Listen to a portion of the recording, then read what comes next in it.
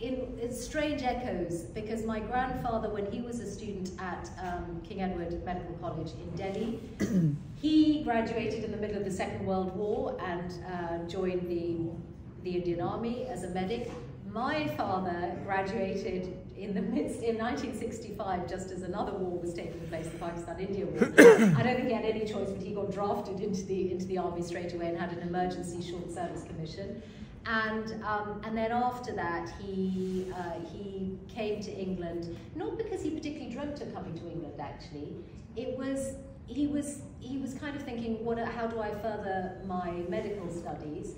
And he was thinking about America, and then it was my great aunt who was living in Oldham, where she still lives and is still alive at the age of 99, and where she said, look, she asked one of her surgical, she was a nurse, and she asked one of her colleagues in Oldham if he was interested in doctors, and he said, yes, if your nephew's a doctor just qualified in Pakistan, I'll have him.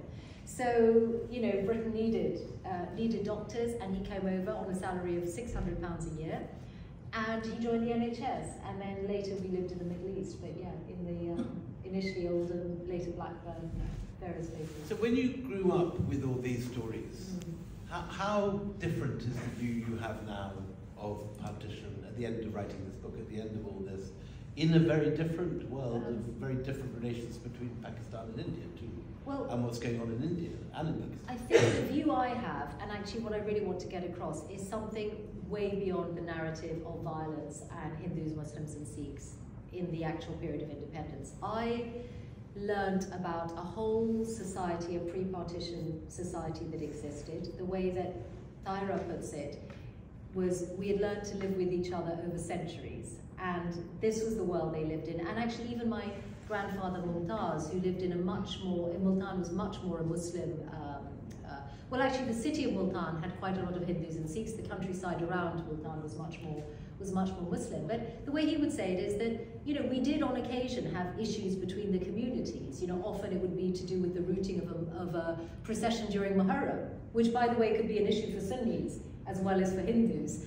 And but he said, you know, issues did arise, but we kind of got over them. And so there was a whole portrait of pre-partition society that I wanted to that I learned and that I wanted to put across in this book. And then certainly in the 50s, divided families, how difficult that was, and also I think the shift that my grandparents saw in Pakistan, which was where a sons of the soil narrative developed, and like the people who really mattered were those who were from families from the territory of Pakistan, and those who had come from India didn't have the same status. And that was very sad and had serious implications, but actually they were the ones who left everything behind.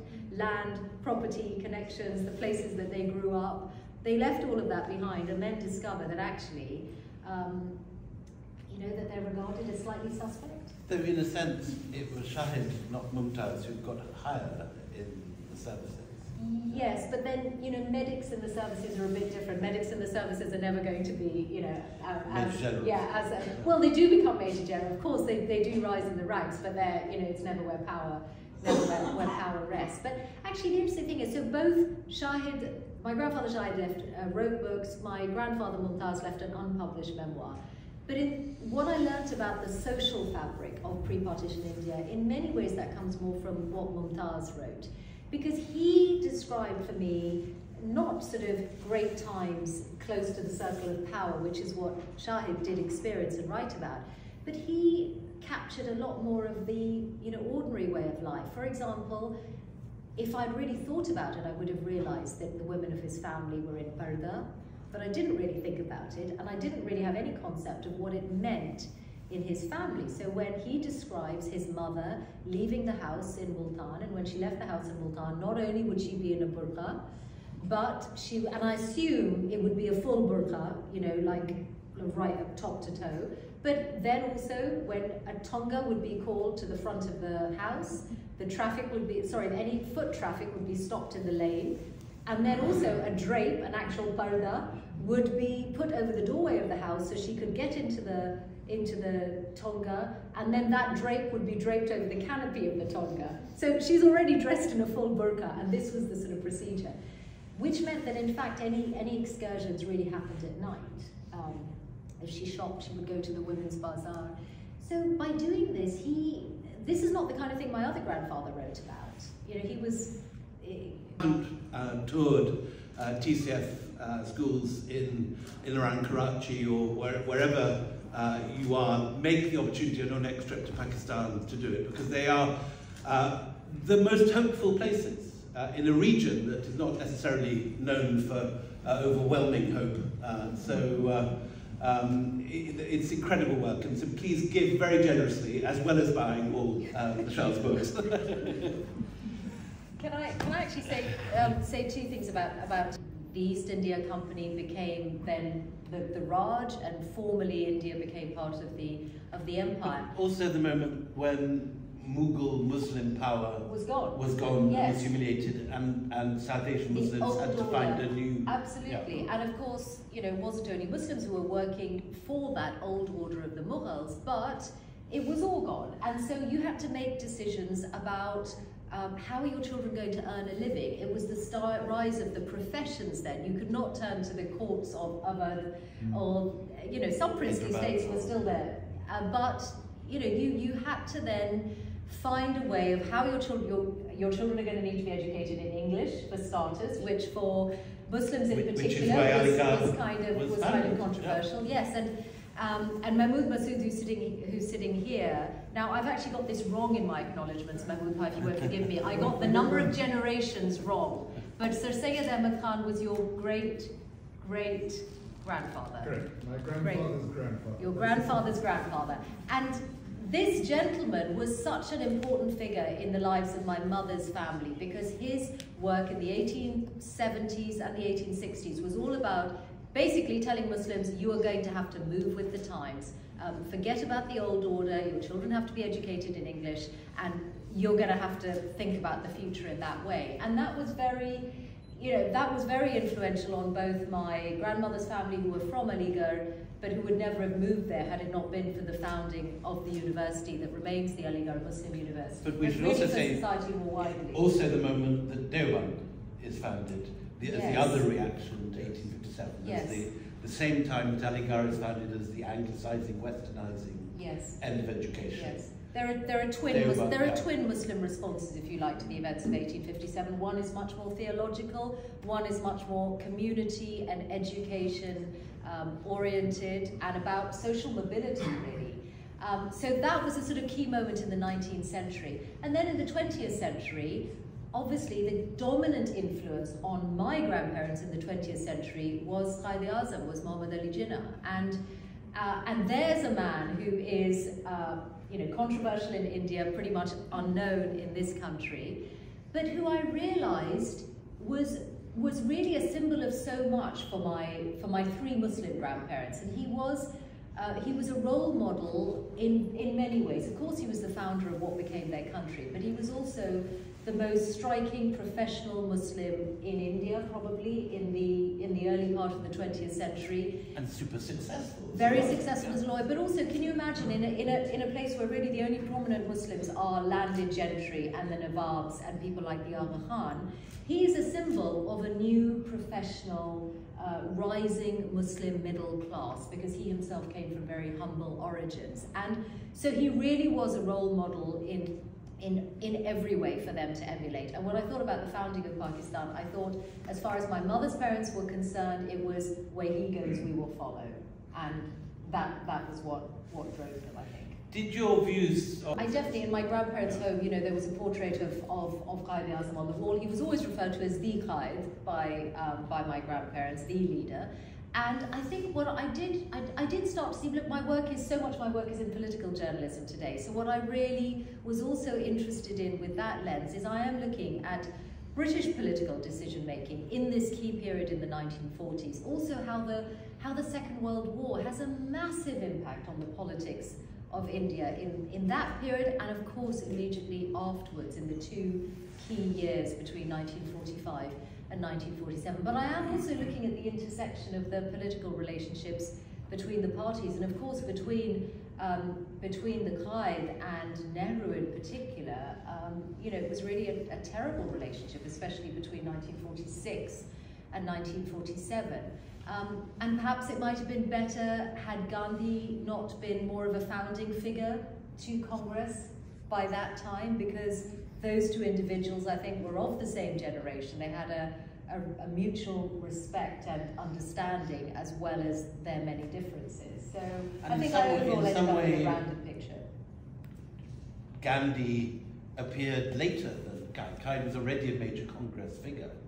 Congress and the Muslim League. Yes, he joined Congress first, but he was in the early part of the 20th century. He was a member of both Congress and the Muslim League, and regarded as the great ambassador of Hindu-Muslim unity. And yes, when Gandhi came back to India in 1915, he had made his name, working for the rights of Indians in South Africa, which had been followed closely in India. But yes, Jinnah was one of the people who was waiting to meet him in Bombay, very keen to see what could be learned from him and what he'd done and the in South relationship Africa. didn't particularly flourish. It didn't flourish, but then there was. You're talking And yet about they a were long period. they were both Gujaratis. They were both Yes. the same part of. Yes, but you're talking about a long period really between 1915 and 1945. And Dina Jinnah certainly did tell Andrew Whitehead, one of my former BBC colleagues, that her father, Jinnah, had a great deal of respect for Mahatma Gandhi. So, that's why I wonder that, perhaps things could have been different had Gandhi not been in that elder statesman role by then. Mishal, one of the distinctive qualities of your book is the way that you've set it out, which is through the four portals of your four grandparents. They're the frame in which we enter this. Do you want to just go through them and talk about the four? Yes, Mary, and my two grandmothers are on the cover, Mary and Tahira, and I was a bit worried because I understand that, I worry that this book looks a bit female, and of course there's nothing wrong with being female or looking female or anything like that, but I really hope men buy it too, to be completely frank. I don't think men are put off by books. There's actually quite a lot of evidence that men can be put off by books by female authors, which is a sad truth, but perhaps, so that's another battle. But yes, so yes, it's a book about my family, but I think portals is a good word. I think they are access points to a broader history. Mary, my mother's father, was born Mary Quinn near Visakhapatnam in the southeast of India. It's north of Madras, and she was born to an ranking of the Pakistan Army, the 27th most senior officer at the time. And this is what I think is the link to TCF. There is such idealism, and there is this real spirit of it's up to us to found this country, and resources are very thin on the ground. The areas that are becoming Pakistan, and of course at that time it's East and West Pakistan, these are amongst the least developed areas of pre-independence India. These are not areas with industry. They're not areas with much infrastructure of any kind, and very little business, other than ship repair at Karachi. That's literally the only industry to speak of in West Pakistan. So they're very conscious they have to set things up from scratch. They're hoping to get a just share of the assets of British India. That doesn't really come to pass. Things get very complicated. Left boots, but not right boots, that sort of stuff. Things get very complicated, not least because of Kashmir in the summer of 1947, and that's I think one of the tragedies. As my grandmother, Tahira, left. I used not only the memories that she shared with me, but remarkably, my mother had recorded her speaking, and so I was able to see what she said in her own words.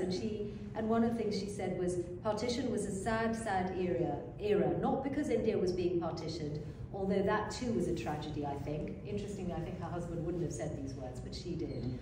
So she said, partition was a tragedy, and the way it happened was tragic. And to the eternal shame of the people of India and Pakistan, that big tragedy has been followed by others. And I think you can say that probably even more today compared to when she was saying these words, which I think was in the 1900s. And she was recorded by your mother? She was recorded by my mother, because my mother... How did that happen? My mother is just one of these, she's been such a huge influence on me. I banned her from coming to any events where I'm around, so she's not here tonight, but some of you know her. And I think, look, she was a producer in the early days of Pakistan television, not in news, but she just has absorbed this she's just a keen student of history, and and was very conscious that she wanted to capture her mother speaking. And so in the 1990s, around the time that my grandfather died, she press record and play. She recorded my grandmother, and then she sent the tape recorder back with my grandmother to Pakistan and said, now you record yourself. And at least a couple of times she did. And there's, you know, you can hear my grandmother sort of pressing record and play and then clearing her throat. And then, you know, coming out with really perfectly formed thoughts on her country. And the reason she did it was, she said, when partition happened, she was 27, and she said, I was too young and too immature to realize the gravity of the events taking place around me. But much later in her life, she could see things that she hadn't spotted at the time. And indeed, her own journey to safety from where she was in Simla, now Shimla, in September of 1947, she describes it as being a complete shock. She's been living in a sort of army compound, and when she is brought out of this compound and taken back down to Delhi by a Hindu officer on Auchinleck's staff, who was an incredible then young man and whose family I'm still in touch with. But he was given the job of taking a platoon of infantry up to Simla and bringing my grandmother and her 3 children, including my mother, who was 2, down to Delhi to safety. And it was a really perilous journey. And Tahira, my grandmother, describes, you know, because of the state of law and order, these sort of, the road being lined by men and the looks in their eyes absolutely terrifying her. But, you know, the vehicles could have been rushed at any time. And so, and my father had to lived put with his stuff on the train from Hindi, and they didn't make it to Delhi. The Hindu and Sikh stuff. His Hindu and Sikh staff going back to Delhi didn't make it. Yeah. It was very, very tough. Yeah, and I'm sure there'll be people here whose families have lived that and been very, very close to those events. So all 4